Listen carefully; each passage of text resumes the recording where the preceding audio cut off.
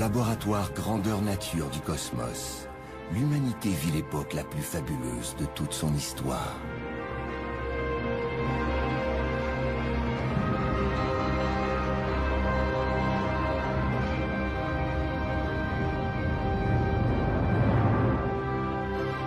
Les sciences de l'univers sont sur le point de résoudre plusieurs grandes énigmes et de changer à jamais notre vision du monde.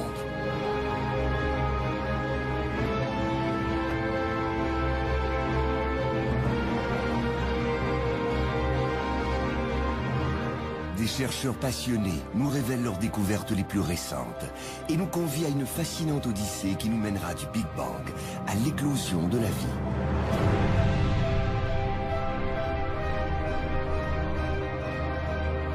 Mais il faut bien considérer la science comme une aventure.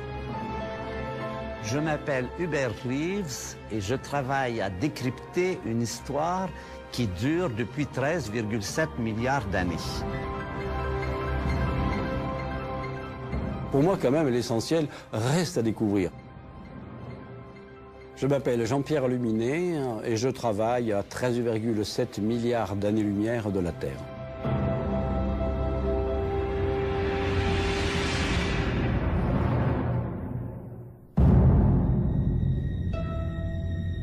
Notre univers est un grand illusionniste. Il semble immuable et figé dans le temps. Mais au contraire, il vit de constants bouleversements. Il déploie des forces titanesques qui façonnent à la fois l'infiniment petit et l'infiniment grand. Et toutes ces extravagances cosmiques aboutissent à l'apparition de l'infiniment complexe, la vie. Ce que nous raconte l'astronomie nous donne cette idée d'un univers gigantesque, un univers dont on ne peut pas mesurer la dimension, mais dont l'étude, grâce à la science contemporaine, peut nous apprendre des choses sur ces fameuses questions d'où venons-nous, ou plus exactement, comment tout cela a commencé, et cela nous permet de nous poser des questions sur comment cela va se poursuivre. Le plus étonnant, c'est qu'il a fallu attendre au début du XXe siècle pour qu'on découvre les dimensions gigantesques de notre univers.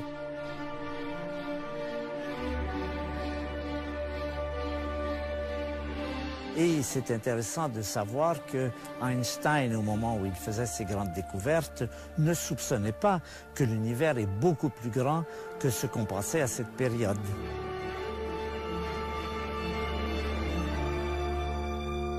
Un jour, on découvre, d'abord sur le papier, puis après des faibles lueurs de télescope qui nous montrent des objets auxquels on n'avait jamais pensé, qui nous semblent invraisemblables. Et puis, après quelques dizaines d'années de travail, on s'aperçoit que peut-être ces objets jouent un rôle totalement essentiel dans le destin et l'évolution de notre univers. Notre enquête débute dans notre arrière-cour cosmique, le système solaire. Nous venons à peine de découvrir la variété exceptionnelle des matériaux qui le composent.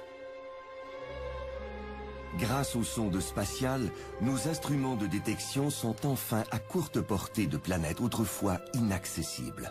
2 de ces explorateurs robotisés battent tous les records. Voyager 1 et 2 sont actuellement les sondes filant le plus profondément dans l'espace. Je suis Edward Stone et je travaille à 17 milliards de kilomètres de la Terre. 17 milliards de kilomètres. Voilà la distance mirobolante qui sépare maintenant les sondes Voyager de leur base de contrôle en Californie. Les données qu'elles envoient encore aujourd'hui sont très précieuses pour Edward Stone, le chef de mission, car elles proviennent d'une région très lointaine et totalement inexplorée de notre voisinage cosmique. Depuis bientôt 30 ans, ces infatigables sondes révèlent que notre système solaire est à l'image même de l'univers. Il est beaucoup plus turbulent, plus complexe et surtout plus vaste que nous le pensions.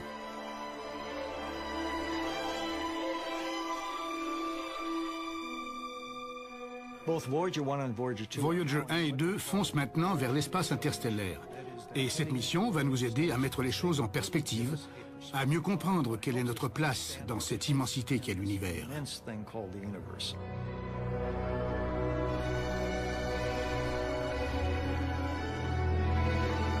Quand les sondes Voyager visitent pour la première fois les 4 planètes géantes de notre système solaire, Elle découvre de gigantesques et turbulentes boules d'hydrogène, d'hélium, d'ammoniac et de méthane. Jupiter est la plus grosse des planètes géantes, dotée d'une atmosphère complexe et turbulente. Voyager a découvert que la grande tache rouge, ce gigantesque ouragan, était entouré par une douzaine d'autres tempêtes qui le relancent sans cesse.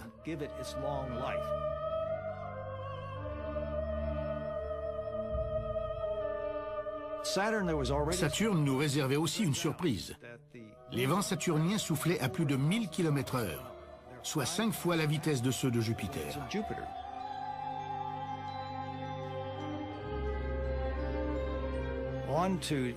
En approchant d'Uranus, nous avons détecté des lunes, ainsi que 9 anneaux qui formaient comme une cible dans l'espace. Et nous avons constaté que son pôle magnétique était près de l'équateur. La planète est basculée sur son axe. La dynamique des fluides d'Uranus est donc différente de celle des autres planètes.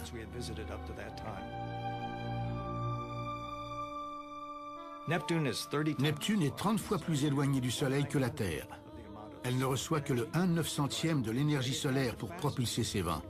Et pourtant, ce sont les plus rapides de tout le système solaire. 2000 km/h. C'était totalement inattendu.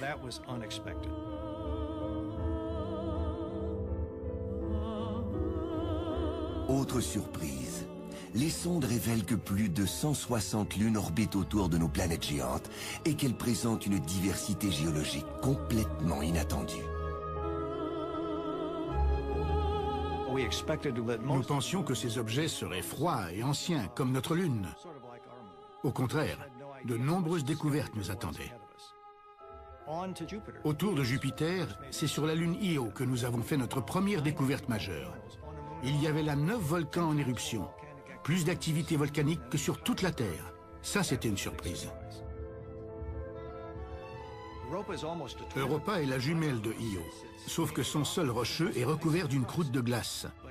Sa surface est la plus lisse du système solaire, car cette glace reposerait à la surface d'un océan liquide dont seule la banquise serait visible. 3, 2, 1, and liftoff.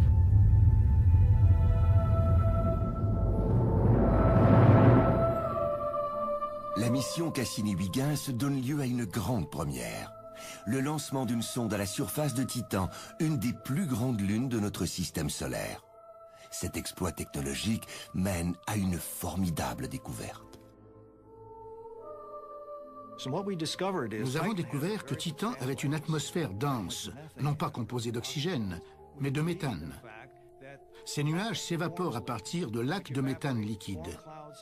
Quand la lumière du Soleil frappe ces nuages, des molécules organiques se forment, puis retombent à la surface. C'est un prélude à la chimie du vivant. Incroyablement, ces réactions chimiques auraient existé dans l'atmosphère de la Terre avant l'apparition de l'oxygène et le début de l'essor de la vie. Le système solaire est un merveilleux laboratoire pour mieux comprendre comment les planètes se forment et évoluent, comment tout cela a mené à la création de la Terre et a favorisé l'apparition de la vie sur notre planète.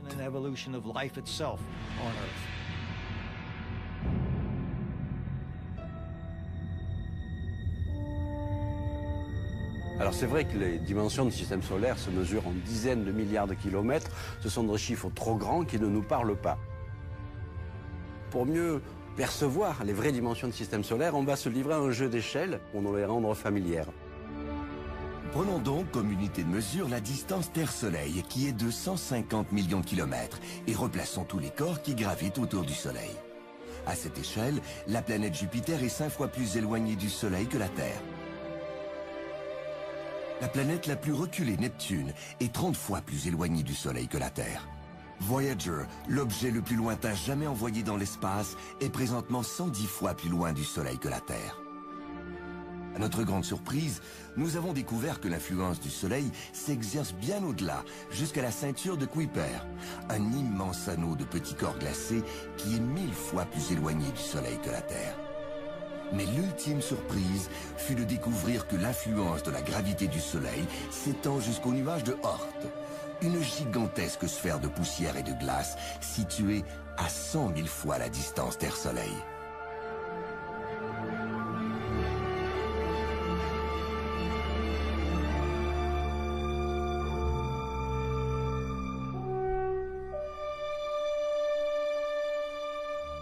Alors on peut se dire au-delà, qu'est-ce qu'il y a?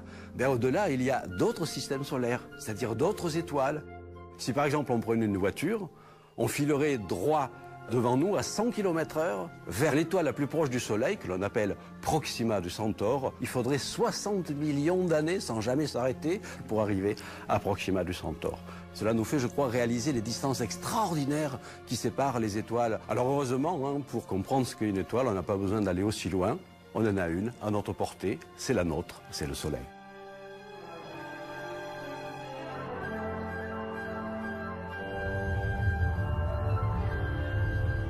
Évidemment, le Soleil, c'est une étoile parmi tant d'autres. Et nous avons été particulièrement surpris par ce que nous observions dans des étoiles que nous croyons ressembler au Soleil. Je suis Annie Baglin et je travaille à 150 années-lumière de la Terre.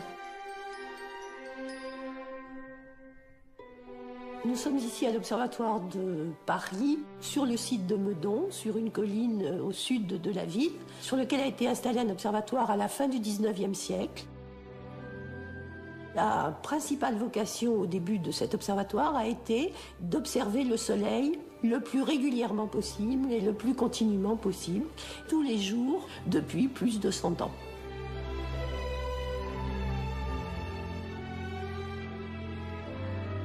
Jusqu'à maintenant, avec les moyens dont on disposait il y a quelques années, on n'observait que la surface du Soleil, sa peau en fait.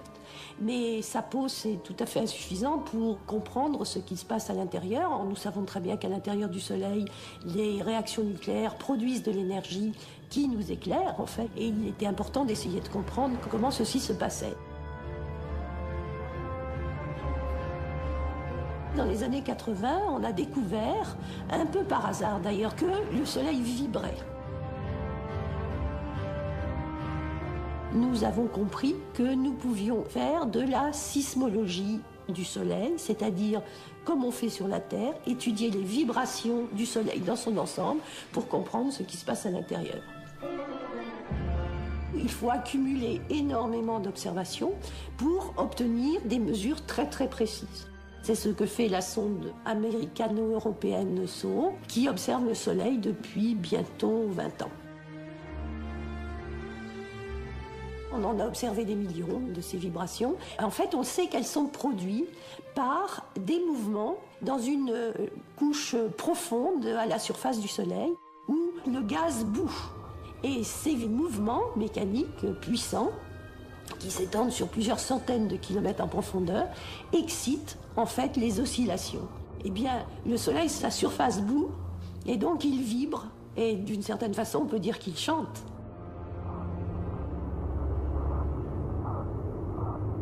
Maintenant, nous connaissons avec une très grande précision la température au centre du Soleil. Et nous en sommes vraiment sûrs grâce à toute cette interprétation des oscillations. Le Soleil est une étoile très banale, mais il n'est pas représentatif de toute la population des étoiles. Il y a des étoiles plus jeunes, il y a des étoiles plus vieilles, il y a des étoiles plus grosses, il y a des étoiles plus petites. Donc pour comprendre l'évolution des étoiles et à travers tout ça, l'évolution de l'univers, on ne peut pas se contenter du seul Soleil. Donc là, on est obligé d'aller dans l'espace et c'est ce que nous avons fait avec la sonde COROT. Le satellite COROT a réussi, et c'est une grande première, à observer pendant plus de 150 jours la même région du ciel, pratiquement continuellement. Et nous avons découvert ce que nous cherchions, c'est-à-dire des pulsations, des vibrations très ténues certes, mais distinguables dans les données COROT, qui ressemblent à celles du Soleil. Voici le champ de 3 étoiles observées par COROT.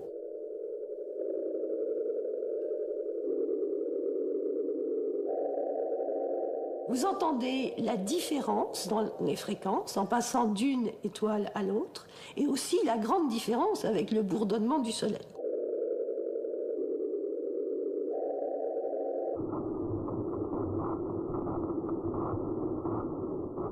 Ceci montre que ces étoiles et le Soleil ont des différences de structure et ce sont ces différences que nous essayons de préciser et qui vont nous permettre de mieux comprendre toute la diversité des étoiles. Les premiers résultats que nous obtenons donnent l'impression que les étoiles vivraient plus longtemps que nous le croyions précédemment. C'est évidemment un résultat très important s'il se confirme et qui pourrait nous conduire à réviser notre idée de l'âge de l'univers. Parce que si les étoiles sont plus vieilles, eh bien l'univers serait aussi, lui, plus vieux. Grâce à l'étude du champ des étoiles, une nouvelle compréhension de l'univers se dessine. Mais il est essentiel de mieux comprendre le fonctionnement de l'intérieur des étoiles pour une autre raison. C'est dans leur cœur que sont forgés les matériaux de base qui vont servir à former d'autres étoiles, ainsi que des planètes et leurs nombreuses lunes.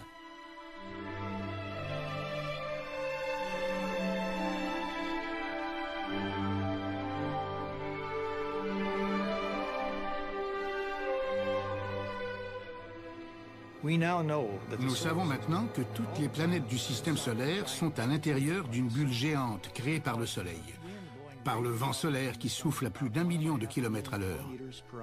Cette bulle est appelée l'héliosphère. À l'extérieur, c'est l'espace interstellaire. À l'intérieur, ce sont les particules projetées par le Soleil. Le vent solaire finit par ralentir en créant une onde de choc supersonique. Les 2 Voyagers sont dans cette région et nous découvrons à quel point cette zone de choc est turbulente. D'ici 5 ans, Voyager 1 et 2 deviendront les premières machines de fabrication humaine à quitter la bulle et qui vont s'enfoncer dans l'espace qui nous sépare des étoiles.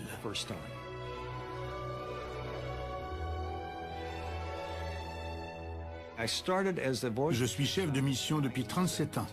Et l'Odyssée des Voyagers en est toujours une de découverte. Je prendrai ma retraite quand nous serons dans l'espace interstellaire. On découvre depuis quelque temps que l'espace interstellaire contient des molécules qui sont déjà beaucoup plus grosses, qui contiennent beaucoup plus d'atomes que tout ce qu'on avait imaginé auparavant. Alors évidemment, les étoiles ne sont pas des êtres vivants, mais on peut quand même dire d'une certaine façon que les étoiles naissent, vivent et meurent.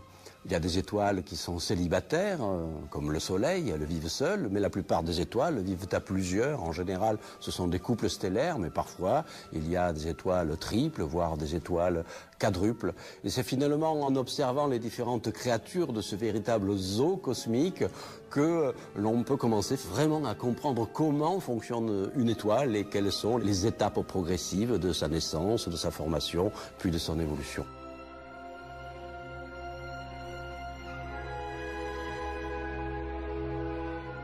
Alors, comment ça marche? Comment ça naît une étoile? Quand vous regardez la Voie lactée, par les belles nuits sans lune et sans lampadaire, vous voyez une grande arche lumineuse. Et cette arche lumineuse est assez irrégulière. Il y a des sections sombres et des sections plus lumineuses.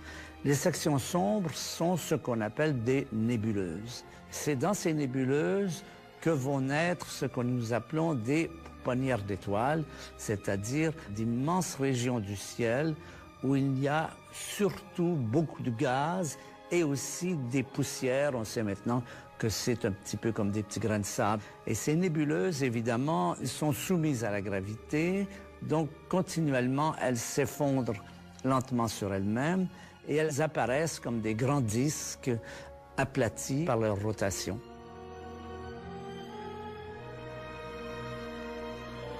Alors, progressivement, la masse de gaz se réchauffe.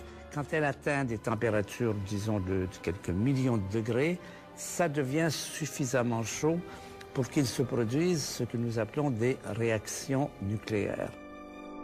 Alors, ces réactions, à la fois, produisent de nouveaux atomes et en même temps produisent de la lumière. C'est la raison pour laquelle les étoiles brillent.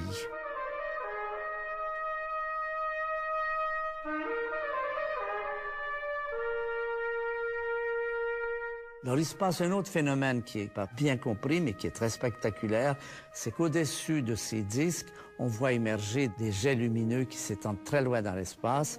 Alors, après un certain temps, tout ça va se calmer, le gaz va s'éliminer, et ce disque va continuer à tourner, mais va aussi se condenser et former ici et là les différentes planètes.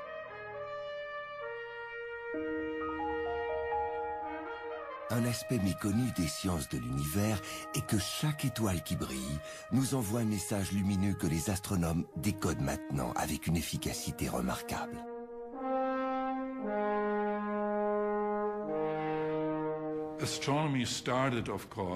À l'origine, l'astronomie, c'était l'observation du visible. Aujourd'hui, grâce à nos télescopes et nos instruments, c'est tout l'invisible du cosmos qui se révèle à nous. Je suis Norbert Bartel et je travaille à 10 millions d'années-lumière de la Terre.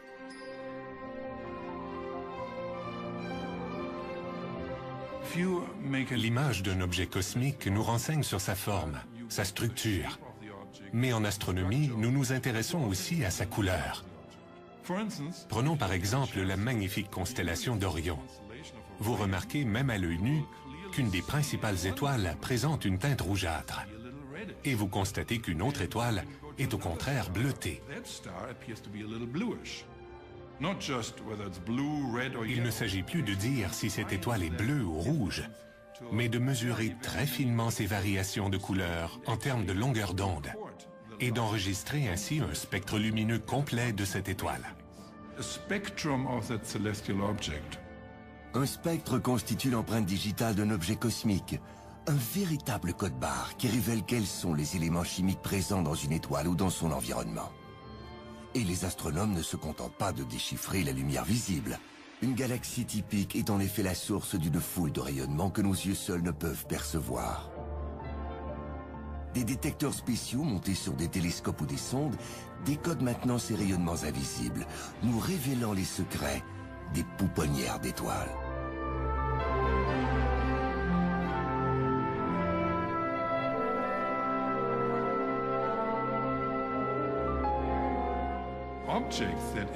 Les corps qui émettent de la lumière infrarouge sont très intéressants, car ces objets sont souvent des étoiles naissantes. La poussière qui les entoure nous empêche de les observer avec des télescopes optiques, mais nous pouvons le faire avec un télescope infrarouge et en apprendre plus sur la formation des systèmes planétaires. With infrared telescopes to learn about the origin of a planetary system.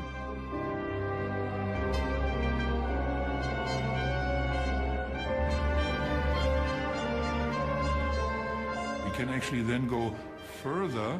En nous déplaçant le long du spectre électromagnétique, nous arrivons à une plage de fréquence appelée onde radio. Et là, nous devons utiliser des radiotélescopes, d'énormes antennes radar.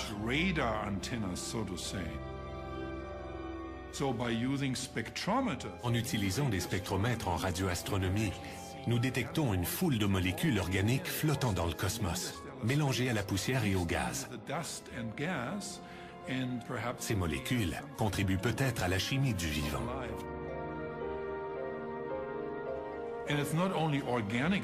En plus des molécules organiques, et c'est absolument fascinant, nous détectons aussi de l'eau, dans notre galaxie et dans beaucoup d'autres, situées à des millions d'années-lumière de nous.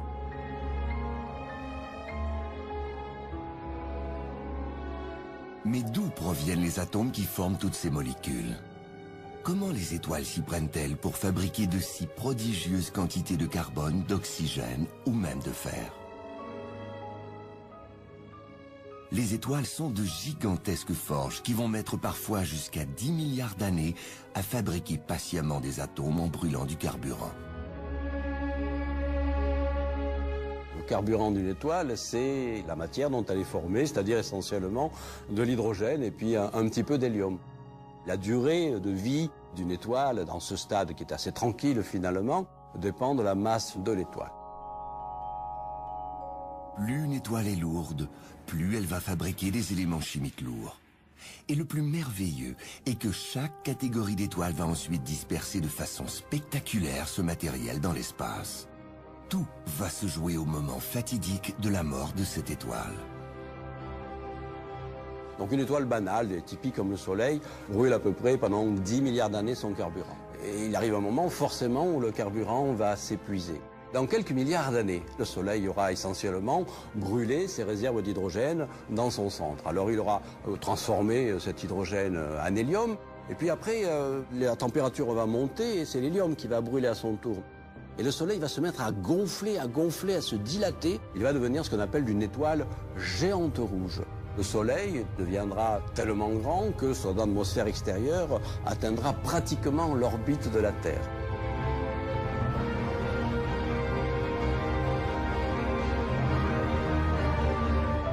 Alors que va devenir après cette géante rouge ?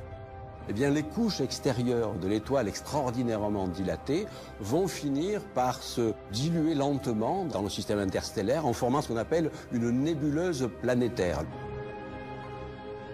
Et c'est le début d'une immense aventure parce que dans cette nébuleuse de gaz, eh bien, on trouve les éléments qui ont été fabriqués par l'étoile. Et ces bulles de gaz vont un jour féconder d'autres nuages interstellaires en apportant ce carbone et cet oxygène dans les générations d'étoiles qui vont suivre.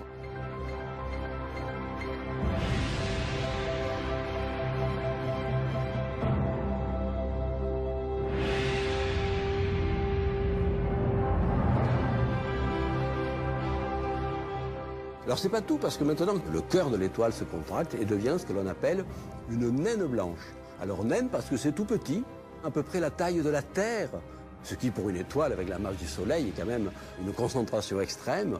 Donc si on prenait par exemple un dé à coudre de la matière d'une naine blanche, cela pèserait à peu près 1 tonne. On connaît par exemple un amas globulaire, c'est un amas d'étoiles très vieux, donc il y a beaucoup d'étoiles mortes et de naines blanches qui se sont formées. Bien, la naine blanche va se refroidir lentement sur des milliards et des milliards d'années. Elle va se cristalliser d'une certaine façon. Et ce cristal, ça devient du diamant. Et c'est quand même extraordinaire de penser finalement que 90% des étoiles dans l'univers vont fabriquer des diamants gigantesques de la taille de planètes. Donc, une géante rouge va produire des éléments fondamentaux pour la vie, comme le carbone, l'azote et l'oxygène. Mais il y a bien d'autres éléments, évidemment. La question maintenant, c'est de savoir ces éléments-là, d'où viennent-ils, dans quelle partie du zoo des étoiles sont-elles produites. Parmi les étoiles, il y en a à peu près 1 sur 10 qui est un véritable poids lourd, c'est-à-dire une étoile dont la masse dépasse à peu près 10 fois la masse du Soleil. Alors, on en connaît par exemple un bel exemple visible à l'œil nu, c'est une étoile qui s'appelle Bételgeuse. Alors c'est devenu ce qu'on appelle cette fois-ci une super géante rouge. Et si on mettait Bételgeuse à la place du Soleil, elle s'étendrait jusqu'à pratiquement à l'orbite de Jupiter. Des collègues de l'Observatoire de Paris ont observé des sortes de panaches de gaz qui s'échappent de Bételgeuse et qui ont la taille pratiquement de tout le système solaire. Donc ça veut dire que c'est une étoile qui est plus en très bonne santé, c'est une sorte de bombe à retardement. Il va y avoir tout un flot de réactions nucléaires qui va fabriquer successivement les éléments, le magnésium, l'aluminium, le silicium, etc., jusqu'au fer. Et là, il va se passer une véritable catastrophe dans l'étoile. Le cœur de fer va subitement s'effondrer sur lui-même en une fraction de seconde. Qu'est-ce qu'il va former ? Eh bien, il va former un deuxième type de cadavre stellaire beaucoup plus concentré qu'une naine blanche. On appelle ça une étoile à neutrons. C'est une étoile incroyablement compacte qui a à peu près 10 à 15 km de rayon seulement, mais la masse d'une étoile. C'est donc à peu près la masse d'une montagne rassemblée dans un dé à coudre. Alors imaginez, ça veut dire que cette fois-ci, un dé à coudre d'une étoile à neutrons pèserait entre 100 millions et 1 milliard de tonnes. Les étoiles à neutrons sont si petites qu'il est impossible de les photographier directement.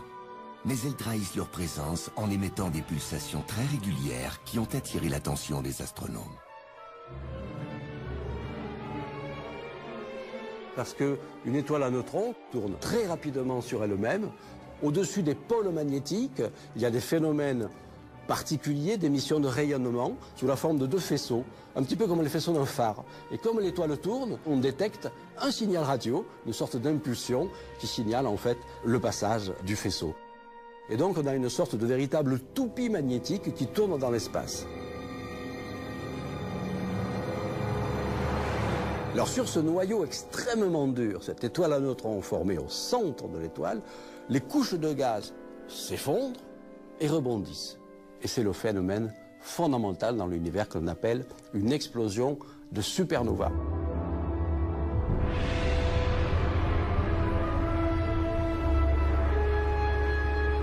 L'enveloppe gazeuse de l'étoile va être projetée dans l'espace, déchiquetée par une gigantesque explosion cosmique.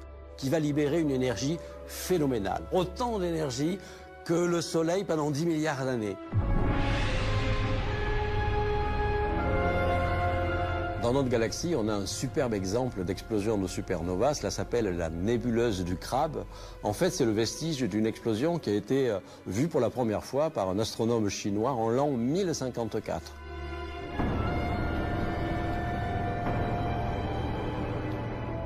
1000 ans plus tard, qu'est-ce qu'on observe au télescope dans cette région-là? Eh bien, on observe une étoile absolument déchiquetée, où l'enveloppe de l'étoile, déchirée par la violence de l'explosion de la supernova, forme des filaments de gaz qui se dilatent encore dans l'espace à des vitesses de plusieurs dizaines de milliers de kilomètres par seconde. Et ce sont ces éléments qui vont aller féconder les futures générations d'étoiles.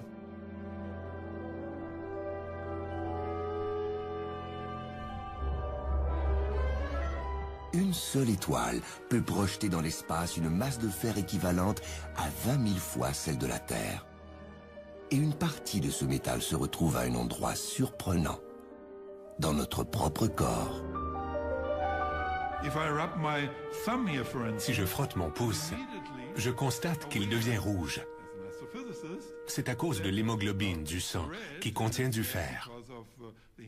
Et, en tant qu'astrophysicien, je sais que ce fer a été produit lors de la mort d'une étoile massive.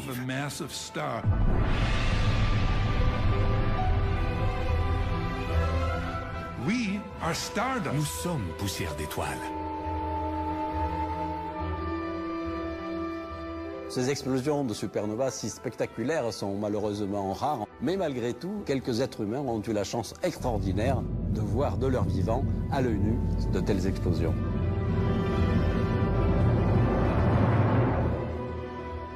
Pendant quelques jours, dans certains cas, l'étoile est visible en plein jour. C'est un phénomène qui s'est produit dans notre galaxie récemment, c'est 1572 avec Tycho Brahe et puis Kepler en 1604. Et puis très récemment, en 1987, un astronome canadien, Ian Shelton, en sortant de son observatoire le matin, a vu dans le ciel une supernova.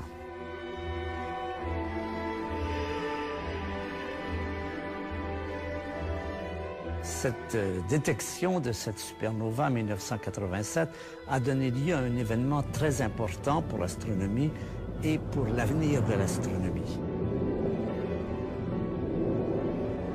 Les astronomes ont réussi pour la première fois à capter le plus énigmatique des sous-produits d'une supernova. Il s'agit d'une véritable particule fantôme appelée un neutrino. Qu'est-ce que c'est qu'un neutrino? C'est une particule qui interagit très très peu avec tout ce qu'elle traverse. Si je veux faire un abat-jour pour diminuer la lumière, il suffit de mettre une feuille de papier. Si je voulais faire un abat-jour pour diminuer un flux de neutrinos, il faudrait que je fasse un abat-jour de plomb de plusieurs années-lumière d'épaisseur. Ça veut dire que les neutrinos sont extrêmement discrets.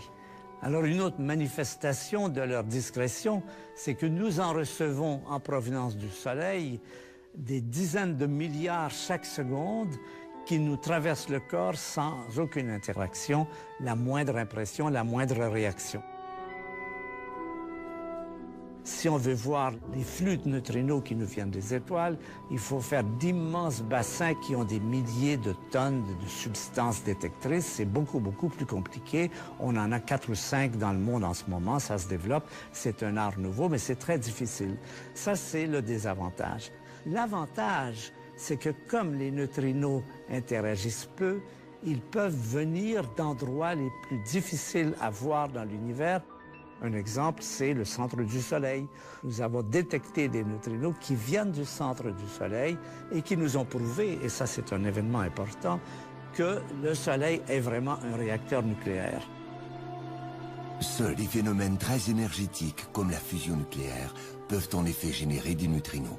Il restait à prouver qu'une supernova pouvait en faire autant. Alors, ce qui s'est passé avec cette supernova 1987A, c'est qu'on a reçu des neutrinos pour la première fois, des neutrinos qui ont été émis au moment de l'explosion. Et ce qui est intéressant, c'est que ces neutrinos sont arrivés avant la lumière. Pourquoi? parce que les neutrinos, qui arrivent directement, ils ne sont pas absorbés par la matière de l'étoile au-dessus de l'explosion, tandis que la lumière, même si elle va un peu plus vite, elle n'arrive pas directement parce qu'elle est diffusée, elle arrive avec un parcours en zigzag total, que les neutrinos sont arrivés sur la Terre à peu près 2 heures avant les premiers photons. Quand il y aura d'autres supernovas ou d'autres phénomènes cosmiques de grande énergie, on s'attend à ce qu'il y ait des neutrinos d'émis. Et ça fait des neutrinos un instrument extrêmement important pour l'avenir. L'extraordinaire importance des neutrinos, ces particules fantômes, est que leur création libère une colossale quantité d'énergie, dont une partie sert à disperser les précieux matériaux créés par l'étoile. Ces événements violents créent également de puissantes ondes de choc dont les astronomes peuvent surveiller la progression, car ils font briller la matière qui flotte dans le voisinage de l'étoile. L'onde de choc émise par la supernova 1987 se propage ainsi dans l'espace depuis 20 ans à la vitesse de 30 000 km par seconde, révélant la présence d'un immense anneau de matière gazeuse.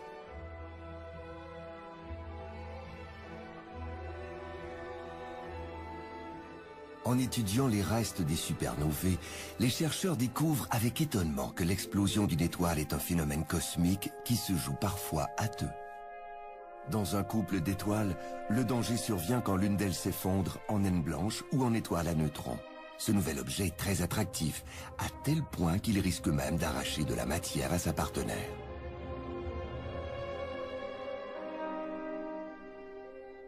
Dans certains cas, l'étoile saine est déstabilisée et elle explose. Dans d'autres cas, c'est la naine blanche qui s'emballe.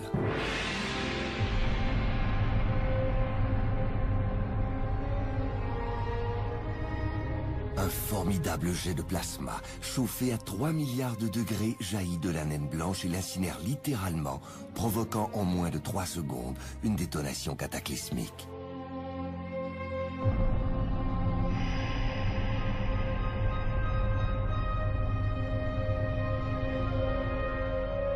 À la fin de leur évolution, le cœur des étoiles s'effondre sur lui-même et forme des résidus extrêmement denses et extrêmement compacts. Donc la plupart des étoiles, disons 9 étoiles sur 10 qui ressemblent plus ou moins au Soleil, se terminent en naine blanche.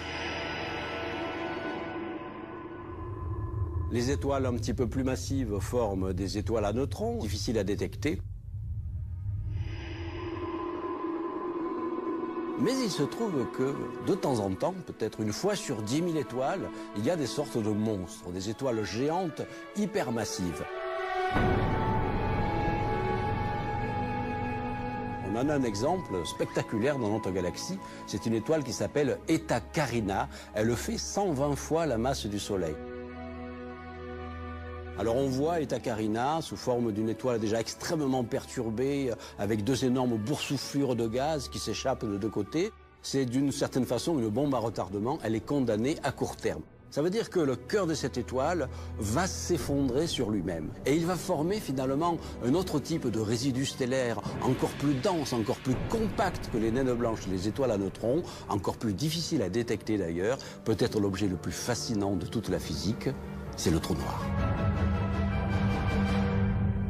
Aucun romancier de science-fiction n'a jamais inventé quelque chose d'aussi délirant qu'un trou noir.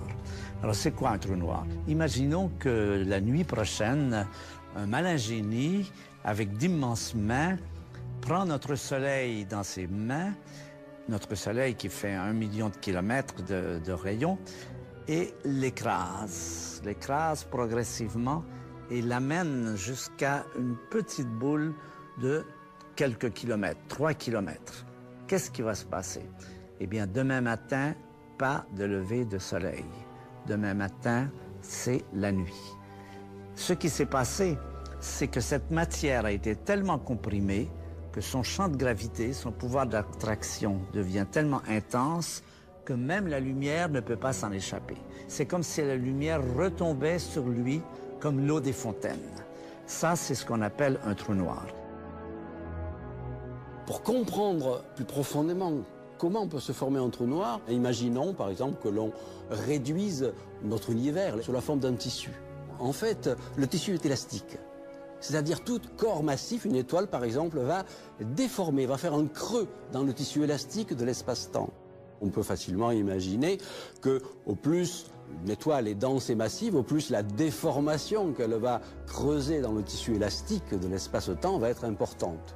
Eh bien le trou noir, c'est ça, poussé à l'extrême. Il va creuser un véritable puits, peut-être même un trou, on ne le sait pas encore, mais au moins un puits incroyablement profond. Et tout objet qui va s'approcher près du puits, et qui va franchir le bord du puits, va inexorablement tomber au fond. Même les rayons lumineux ne peuvent pas en sortir.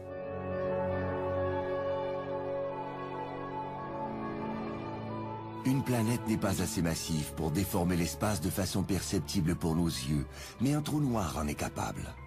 Il agit à la manière d'une gigantesque lentille déformante, créant de spectaculaires illusions d'optique.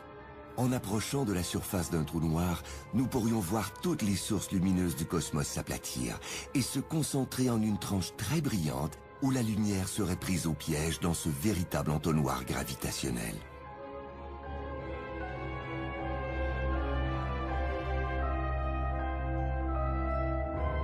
Mais comment détecter les trous noirs puisqu'ils sont parfaitement opaques? Eh bien, on va les mettre en évidence par la matière qui va tomber dedans. Et donc, dans un couple stellaire, le trou noir va aspirer progressivement le gaz de l'étoile qui l'accompagne. Et avant de disparaître, la matière est incroyablement comprimée et chauffée et émettre donc des rayonnements caractéristiques. C'est comme ça que l'on a mis enfin en évidence, à partir des années 1970, des trous noirs de masse stellaire qui font briller d'une certaine façon la matière qui va tomber dedans.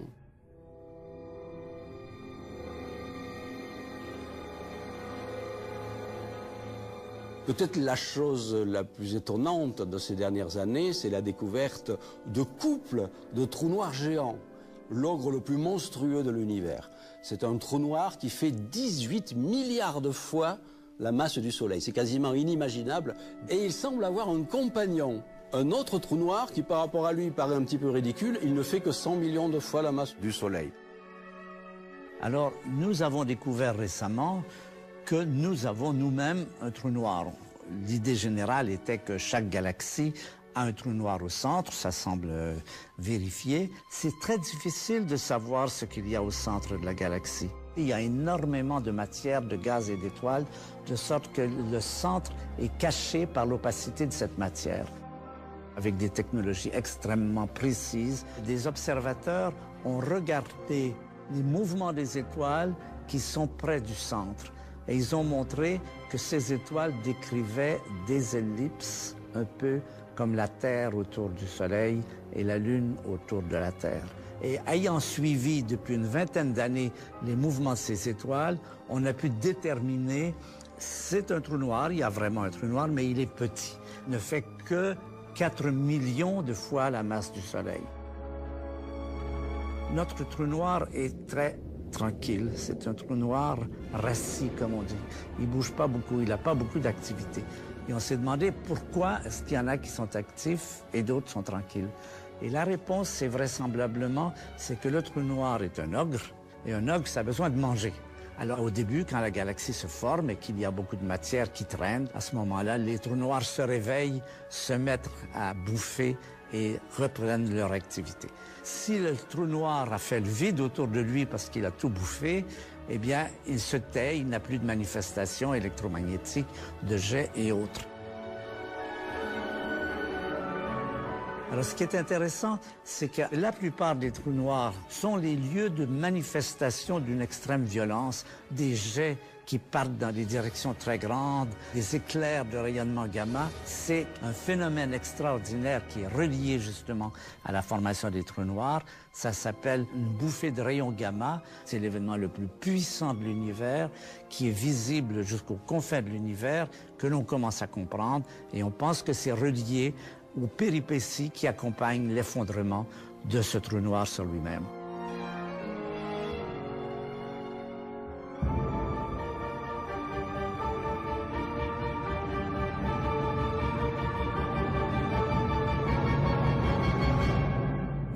phénomènes cataclysmiques serait finalement un acte de création cosmique. Car en bousculant et en comprimant la matière qui les entoure, ils provoquent la naissance d'innombrables étoiles. Et peut-être même de galaxies entières. Et là, on rentre dans un nouveau royaume qui nous fait accéder à une autre dimension de l'univers, le royaume des milliards de galaxies, qui va nous apprendre tellement plus sur les mystères du cosmos.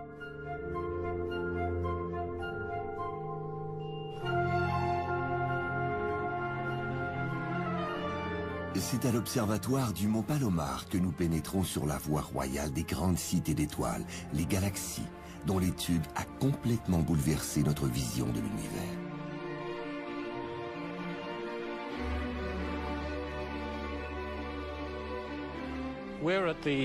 Nous sommes à l'observatoire Hale du Mont Palomar. Son célèbre télescope de 5 mètres a permis plusieurs découvertes majeures en astronomie.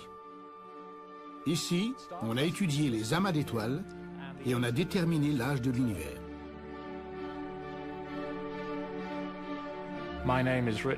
Je suis Richard Ellis et je travaille à 13 milliards d'années-lumière de la Terre.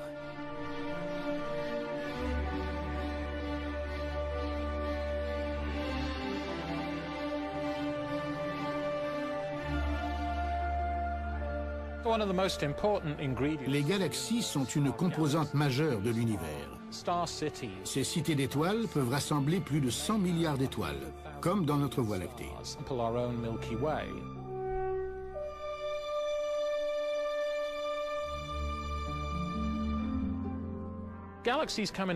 Les galaxies sont de tailles différentes et de formes variées. L'astronomie contemporaine s'intéresse passionnément à découvrir leur âge véritable et l'origine de leur diversité.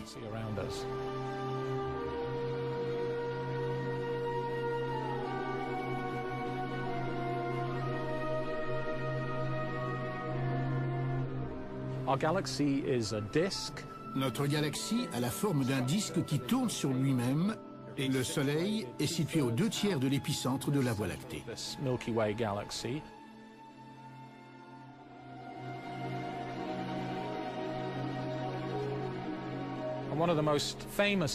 L'une des images les plus remarquables de l'univers a été faite par le télescope Hubble, qui peut observer une très petite partie du ciel pendant des semaines, aussi petite que le 7e du diamètre de la Lune.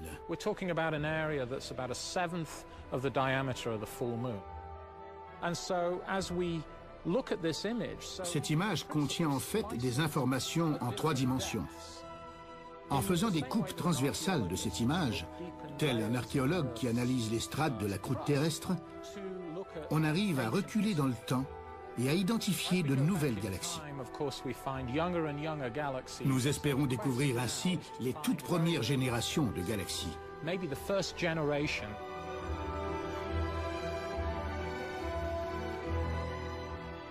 Les galaxies, avec leurs milliards d'étoiles, sont des structures colossales et pourtant elles bougent. Au hasard de leur mouvement, il y a des galaxies qui peuvent carrément rentrer en collision.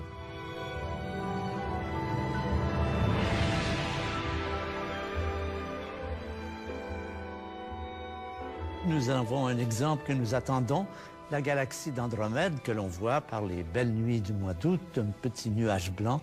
Eh bien, nous savons qu'elle nous fonce dessus et qu'elle va entrer en collision avec notre galaxie.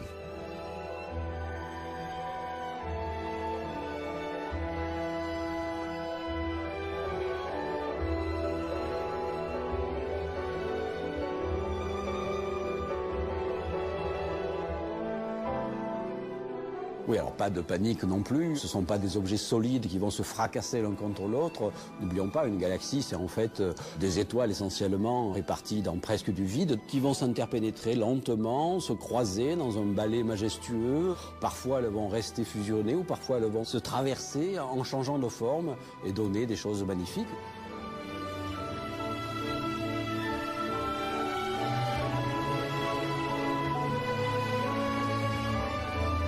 Ces collisions de galaxies jouent un rôle important dans la construction des étoiles et des atomes. Notre corps est composé, nous le savons, en grande partie d'atomes d'oxygène. On sait maintenant que l'oxygène est fabriqué surtout par les étoiles géantes bleues qui viennent en partie de collisions de galaxies.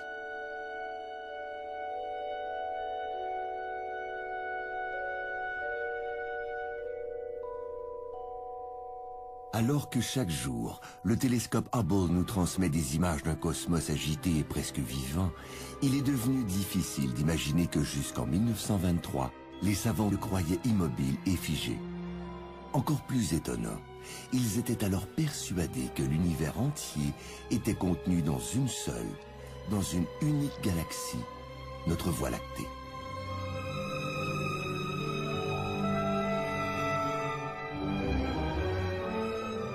Quand on a eu des instruments assez puissants, on a découvert quelque chose de tout à fait extraordinaire, imprévu, qui va changer non seulement les connaissances scientifiques, mais toute la pensée humaine, qui est, nous sommes dans un univers qui a une histoire. Nous sommes dans un univers qui est en changement et en changement profond.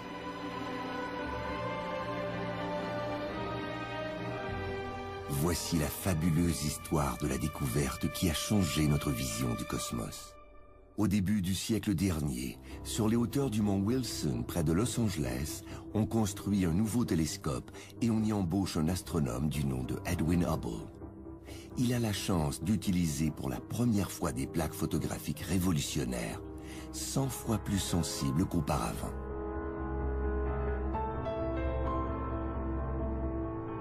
Hubble a commencé à s'intéresser à la nébuleuse d'Andromède que l'on voit dans l'hémisphère nord à l'œil nu comme une petite tache floue.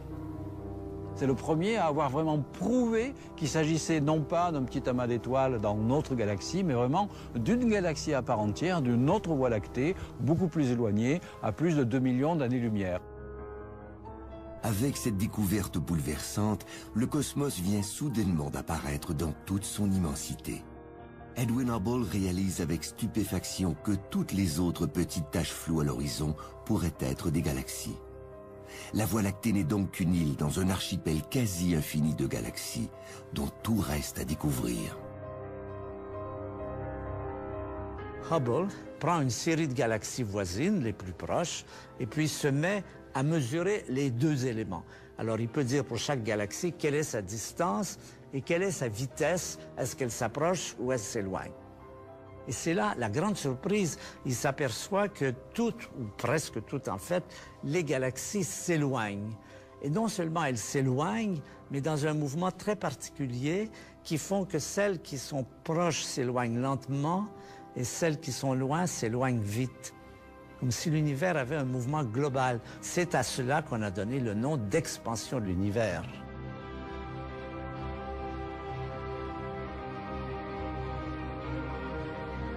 Cette découverte fracassante de la fuite des galaxies bouscule le monde scientifique. Edwin Hubble lui-même a peine à y croire et cherche une explication. Et c'est ici qu'entre en scène un très grand astronome et physicien belge, Georges Lemaître. Au cours d'un voyage d'études aux États-Unis, il rencontre Edwin Hubble qui l'informe de cette grande énigme. Et Georges Lemaître a une intuition géniale qui, à son tour, va bouleverser la science. Toutes les galaxies s'éloignent les unes des autres. C'est cette grande découverte, expansion de l'univers. Donc, qu'est-ce qui se passe si on tourne le film à l'envers? Évidemment, ils vont se rapprocher. Ils vont se rapprocher jusqu'où? Qu'est-ce qui va se passer? Il va arriver un moment où, évidemment, elles vont être les unes par-dessus les autres. C'est ce qu'on appelle dans notre jargon le début de l'univers ou le Big Bang.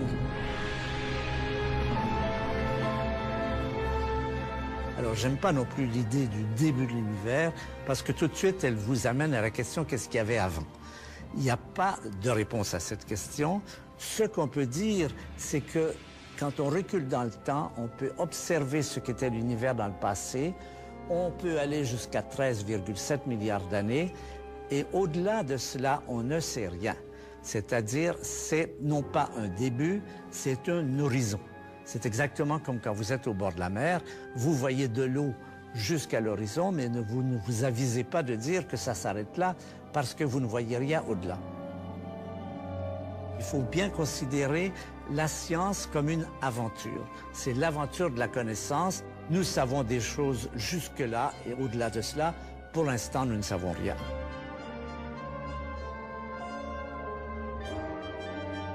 Il faut voir que pendant plusieurs dizaines d'années, ces idées ont été très mal reçues par la communauté des physiciens qui admettait mal que l'on puisse attribuer finalement un début à l'histoire de l'univers. Pour convaincre la communauté scientifique, il fallait une preuve irréfutable. Poursuivant la démarche de Georges Lemaître, un chercheur américain d'origine russe, Georges Gamow, démontre mathématiquement que le Big Bang devait avoir été suivi d'un immense flash lumineux. Or, un rayonnement n'arrête jamais de se propager, sauf s'il est absorbé par quelque chose.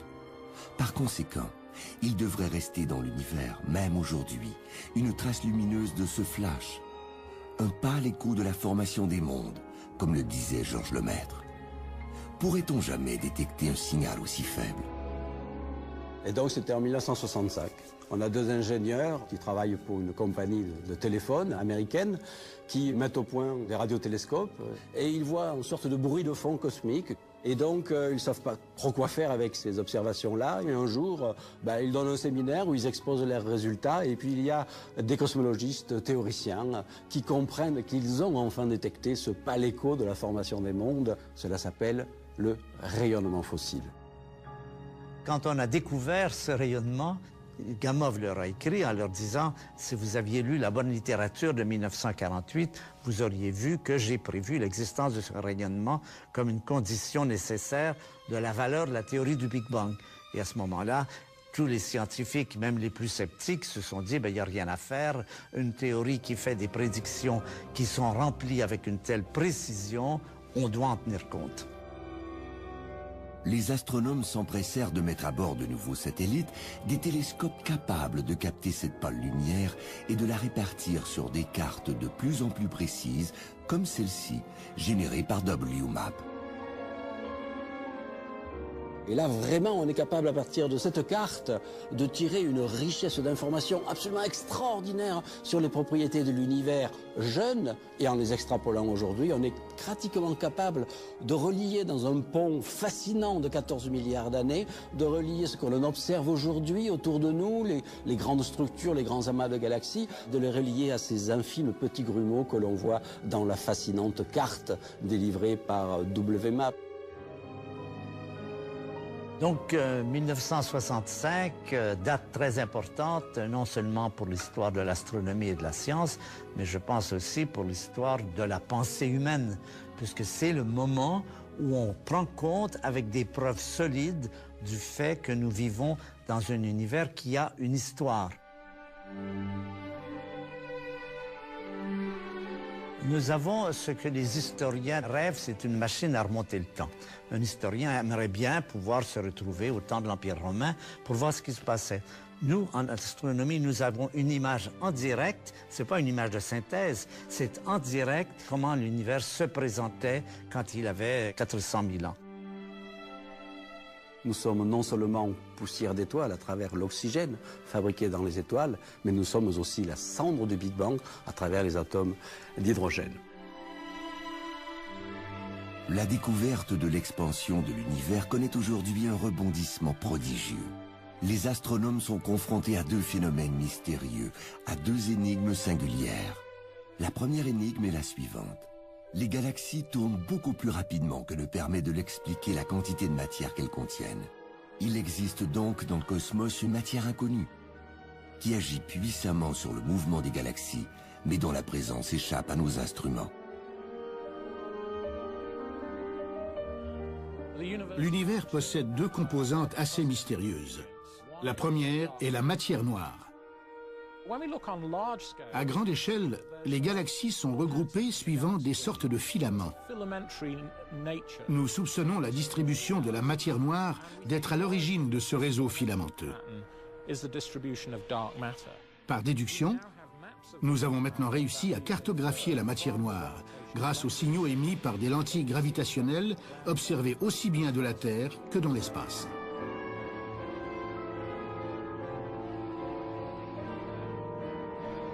Contre toute attente, c'est sur Terre que les astronomes et les physiciens comptent arriver à saisir la nature de cette matière mystérieuse. Ces expériences se déroulent à Genève, dans le Grand Collisionneur de Hadron, le plus grand projet de recherche scientifique jamais entrepris dans l'histoire de l'humanité.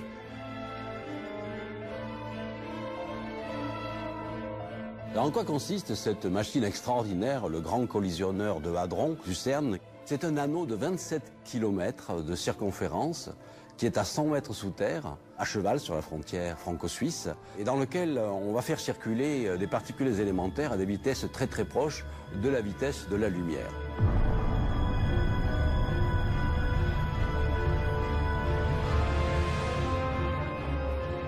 On s'est aperçu, par des mesures récentes, que l'univers n'est pas fait que de matière ordinaire. Il y a aussi de la matière sombre qui n'est pas atomique, qui n'est pas constituée de protons, de neutrons, d'électrons comme nous-mêmes. Et c'est justement ce type de particules que le grand accélérateur du CERN pourrait éventuellement mettre en évidence, de reconstituer les conditions qui régnaient dans l'univers extraordinairement jeune, à peine quelques milliardièmes de seconde après le Big Bang, et peut-être finalement de résoudre l'un des mystères actuels de la cosmologie.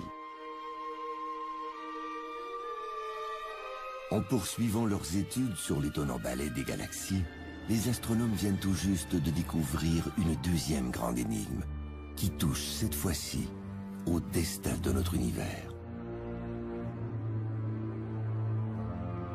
Il semble exister aujourd'hui dans l'univers une autre forme d'énergie, cette fois-ci que l'on appelle l'énergie noire ou l'énergie sombre. Donc ce n'est plus de la matière gravite toujours. Donc la matière, qu'elle soit atomique ou pas atomique, sombre ou pas sombre, elle a tendance à freiner l'expansion de l'univers. Donc il doit y avoir de l'énergie à l'état diffus qui accélère cette expansion et qui a ses propriétés répulsives. Cette découverte déstabilisante est extrêmement récente et les premiers étonnés de l'avoir faite furent les chercheurs dont faisait partie Richard Ellis. Nous savons que l'univers est en expansion, mais la force de gravité devrait ralentir cette expansion. Nous avons tous été surpris de constater que non seulement l'expansion de l'univers ne ralentissait pas, mais qu'elle allait de plus en plus vite, qu'elle accélérait. En plus de l'énigme de la matière noire, nous avons maintenant celle de l'énergie sombre. Ce dont nous sommes faits, les atomes et molécules qui composent tout ce que nous voyons et qu'on appelle la matière baryonique, comptent pour 5% seulement de l'univers. La matière noire, découverte plus récemment, cette particule encore insaisissable, compte pour 20% de l'univers. Et 75% de l'univers est constitué de ce mystérieux ingrédient découvert il y a de cela 10 ans seulement, l'énergie sombre. Nous sommes à l'âge de la cosmologie de précision. Nous avons réussi à mesurer les composantes de l'univers, mais deux d'entre elles nous échappent. Nous avons beaucoup de travail devant nous. L'univers est en expansion. Les galaxies s'éloignent, ce qui veut dire que l'univers se refroidit. Ça, c'est le passé. Mais quoi pour l'avenir? Est-ce qu'il va continuer à se refroidir indéfiniment, c'est-à-dire que les galaxies vont s'éloigner de plus en plus et que nous allons aller vers des températures extrêmement faibles, ce que les Américains appellent le Big Chill, c'est-à-dire le gel? Ou bien est-ce qu'après un certain temps, les galaxies, à l'image du caillou que vous lancez et qui revient sur lui-même, est-ce que les galaxies vont cesser de s'éloigner et revenir sur elles-mêmes? Et là, ça aura pour effet que la température qui était décroissante va remonter vers le Big Bang, ce que les Américains, dans leur langage imagé, appellent le Big Crunch.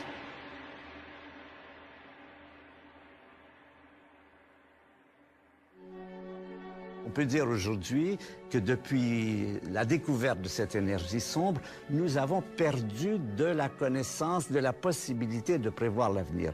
Nous savons encore moins que jamais quel est l'avenir de l'univers.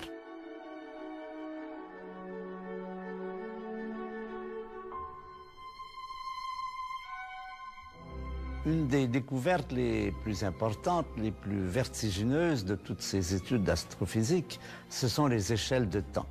On va supposer qu'on va raccourcir ces 13,7 milliards d'années en 1 an, et puis on va regarder comment cette année est ponctuée par des événements qui ont joué un rôle important tout au long de l'évolution de l'univers.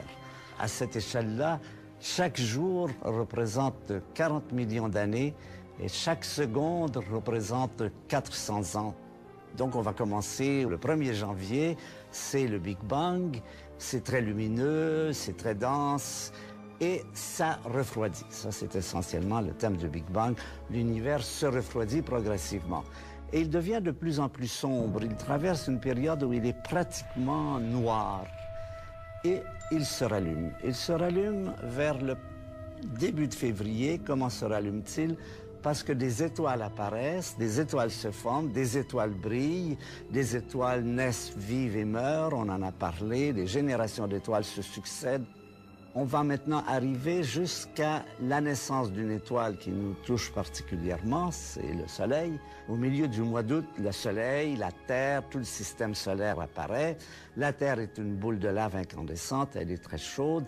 Elle se refroidit progressivement, l'eau se condense, et vers le début de septembre, on voit apparaître les premiers vivants. Mais les premiers vivants, c'est des petites cellules minuscules, des diatomées, des algues bleues, qui vont vivre dans l'océan et qui vont durer septembre, octobre, novembre, décembre. La vie, qui n'existe que dans les océans depuis le mois de septembre, va sortir de l'eau, va se déplacer vers les continents autour du 15 décembre, sous la forme d'amphibiens, sous la forme de reptiles, sous la forme de mammifères, et elle va continuer à évoluer jusqu'à une date qui marque un événement important, c'est l'extermination des dinosaures par une météorite géante qui frappe la Terre, et ça, c'est le 30 décembre. Les dinosaures disparaissent, les mammifères se développent, et vers le 31 décembre, vers 23 heures, apparaissent les premiers hominiens, les premiers êtres humains semblables à nous, et toute l'histoire qui se suit après coup, la préhistoire et l'histoire, va durer pendant 7 heures, et la chute de l'Empire romain dans ce calendrier, c'est, tenez-vous bien, le 31 décembre à 23 heures, 59 minutes, 56 secondes. Donc ça vous donne une idée justement de cette découverte importante de l'astrophysique, des échelles de temps gigantesques de notre univers par rapport à notre propre existence. Oui, et c'est dans cette petite heure de l'année cosmique qu'Homo sapiens essaie de comprendre cet immense univers qui semble le dépasser complètement.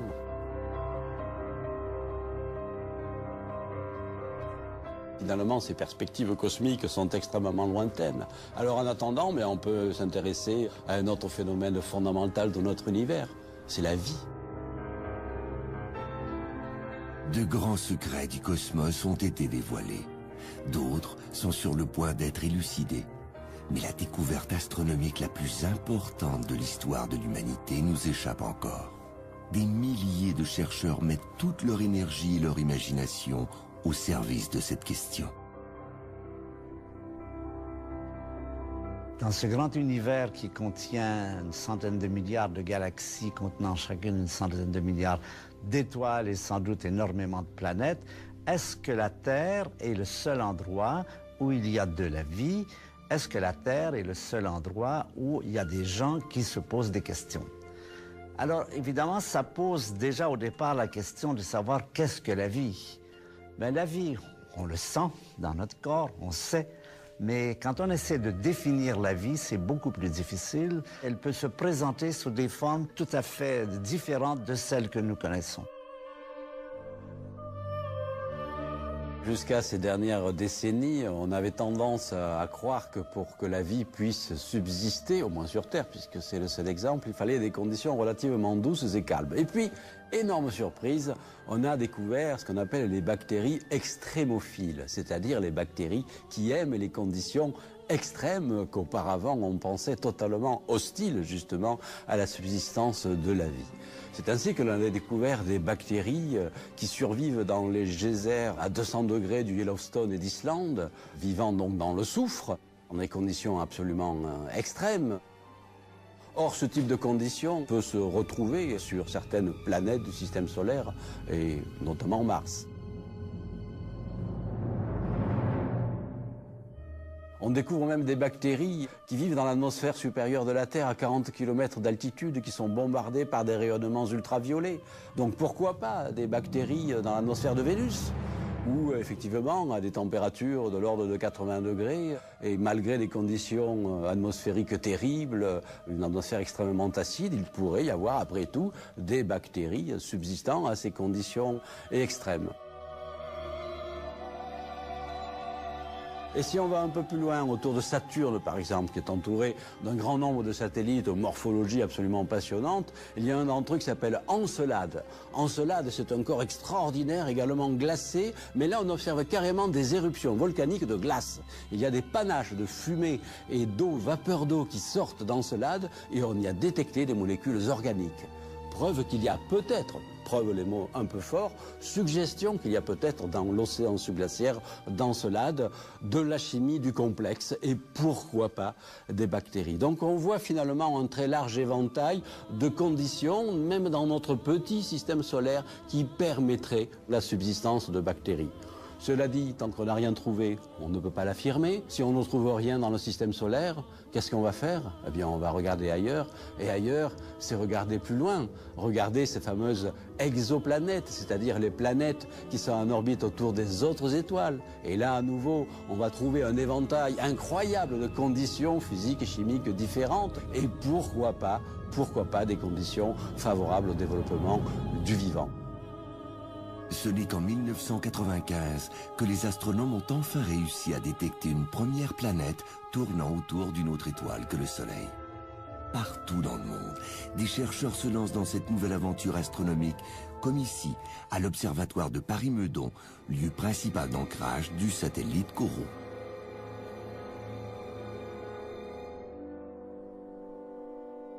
Le satellite COROT observe, pour rechercher des exoplanètes, à peu près 10 000 étoiles à la fois. Jusqu'à maintenant, nous en avons observé une bonne centaine de mille. Et parmi toutes ces étoiles, nous avons confirmé, vraiment de façon tout à fait définitive, la présence de 10 planètes. Pour le moment, la plupart des planètes qui ont été découvertes sont des grosses planètes qui ressemblent à Jupiter, qui sont gazeuses et qui ne pourraient en aucun cas abriter des évolutions biologiques telles que celle qui s'est passée sur la Terre. Pourquoi on a mis aussi longtemps à détecter des planètes autour d'autres étoiles? Parce que c'est extrêmement difficile. La raison principale en est que la planète est un petit objet quasiment noir qui se trouve pour nous très près d'une étoile très brillante. C'est comme si vous vouliez détecter une petite bougie que vous auriez placée au pied d'un phare. Vous ne verriez pas la bougie.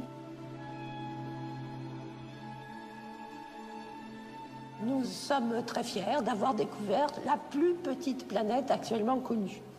Son rayon est 1,7 fois le rayon de la Terre, à peine un petit peu plus grosse que la Terre. C'est une première. Nous avons pu mesurer le rayon, la masse. Cette planète doit être composée sans doute beaucoup de silicates, peut-être de glaces diverses, donc la glace d'eau, et puis peut-être qu'elle a un petit noyau de fer comme la Terre. Malheureusement, pour le moment, la vie, on a un seul exemplaire. Si on pouvait en trouver un deuxième exemplaire, on comprendrait peut-être un petit peu mieux ce qui s'est passé dans l'évolution de la Terre et ce qui a donné finalement la vie. COROT a ouvert la voie au puissant satellite Kepler qui a rapidement repéré plus de 100 planètes potentiellement semblables à la Terre autour d'étoiles lointaines. En 2014, un télescope spatial encore plus performant, le James Webb, prendra la relève.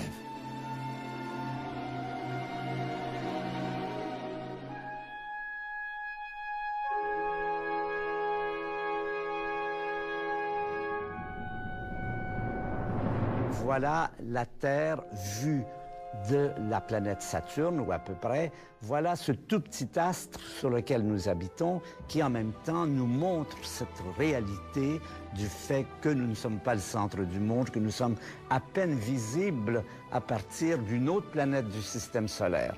Alors vous imaginez maintenant, quand on essaie d'étudier des planètes qui sont autour d'autres étoiles, qui sont des milliers de fois plus loin, quel exploit ça peut être que d'observer ces planètes et d'étudier leur lumière avec des distances aussi grandes, des astres aussi petits, aussi faibles, aussi peu lumineux. Nous sommes à l'observatoire du mont Mégantic où sont testés de nombreux instruments astronomiques majeurs. Une technique mise au point ici a mené à une grande première mondiale, la photographie en direct de tout un système d'exoplanètes. Est-ce que la vie telle qu'on la connaît sur la Terre, la vie animale, la vie intelligente comme nous, peut apparaître ailleurs? On n'en sait rien. On commence à peine à faire cette fascinante exploration. Mon nom est René Doyon et je travaille tout près d'ici, à 130 années-lumière de la Terre. On a eu une idée de développer un instrument qui pourrait permettre de soustraire le signal de l'étoile pour mettre en évidence celui de la planète. La technique est simple. Au télescope, on prend une image d'une étoile. Le problème, c'est que le signal de l'étoile est utilisé partout et masque le signal de la planète, qui lui est beaucoup plus faible que le signal de l'étoile. On prend une pause, on prend une image, et 30 secondes plus tard, on en prend une autre. Et là, la petite planète s'est déplacée. Et comme ça, on en prend pendant 1 heure de temps. Et ce qu'on voit, c'est que l'image générale de l'étoile ne change pas, mais pendant ce temps-là, la petite planète se déplace. Donc, ce qu'on fait, c'est qu'on soustrait des paires d'images l'une de l'autre, ce qui a pour résultat de soustraire le signal de l'étoile.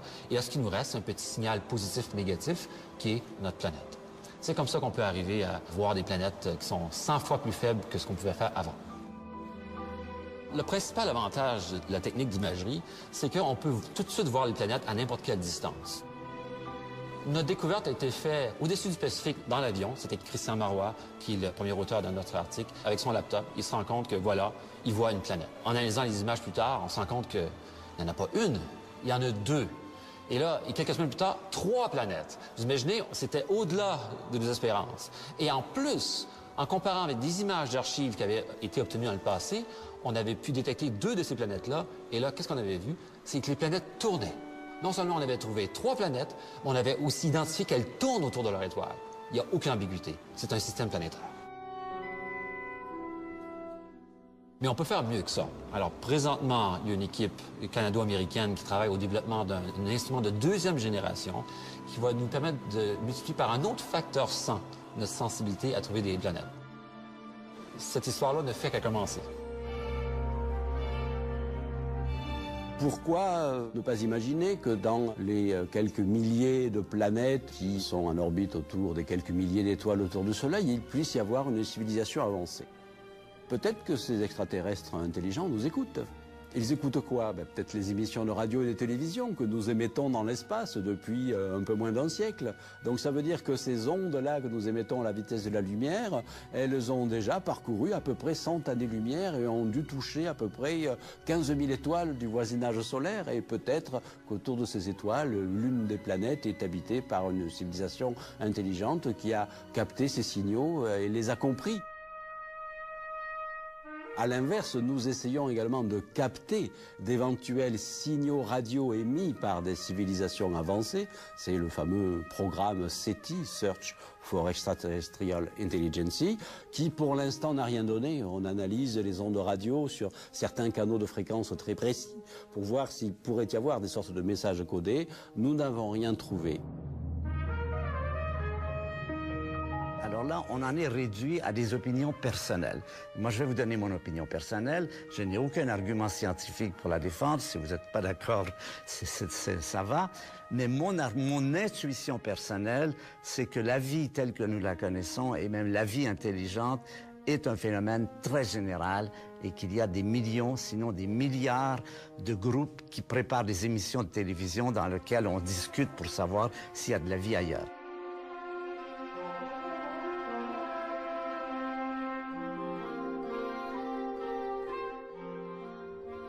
Imaginons le jour où nos instruments repèrent une planète habitable autour d'une autre étoile. Imaginons même que nous y détections de la vie intelligente.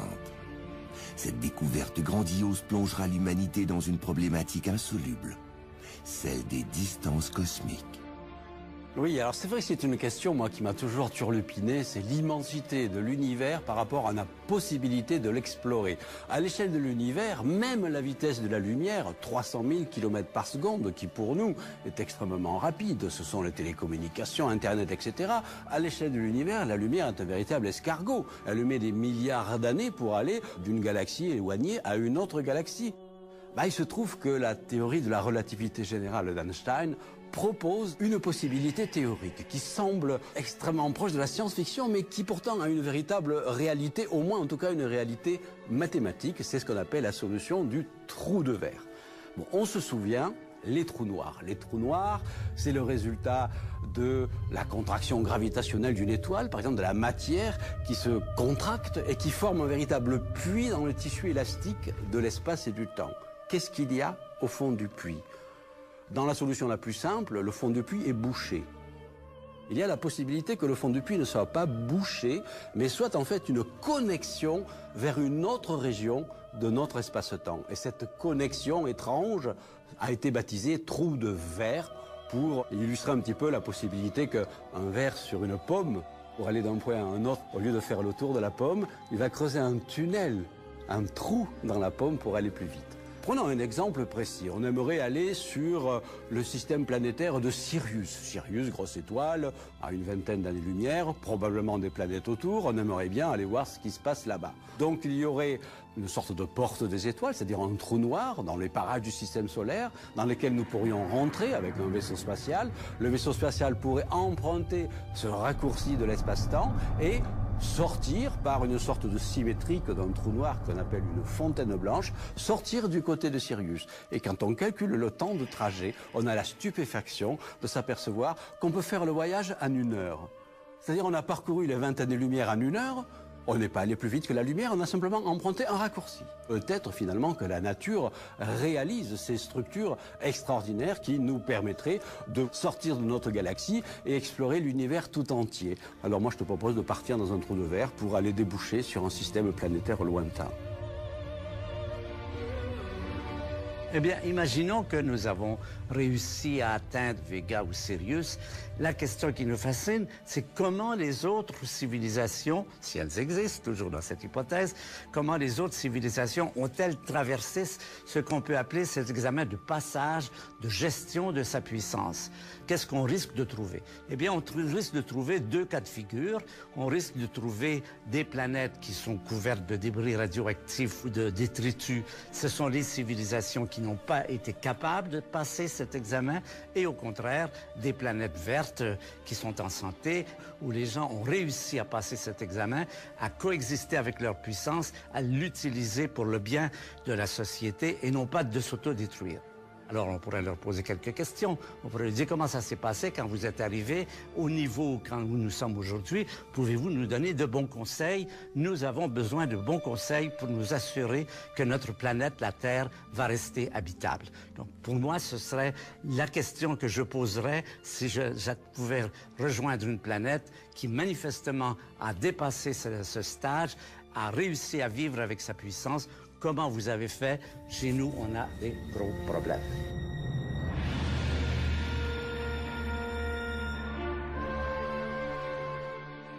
Pour moi, au-delà de la vie, s'il doit y avoir un miracle, pas au sens religieux du terme, c'est la conscience.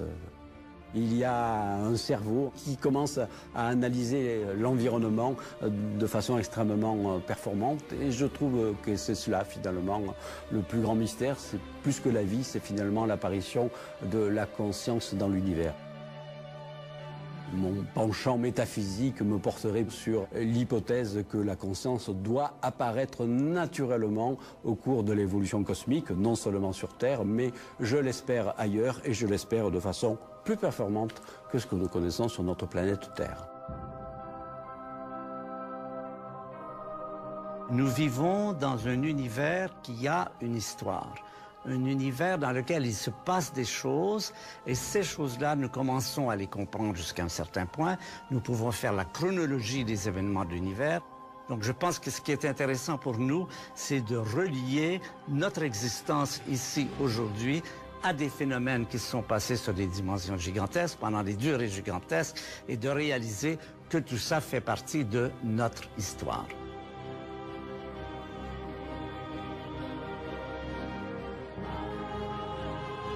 L'odyssée cosmique de l'humanité est encore jeune. Pourtant, en moins d'un siècle, nous sommes passés d'une perception étroitement planétaire à une vision quasi infinie, qui va du Big Bang au vivant.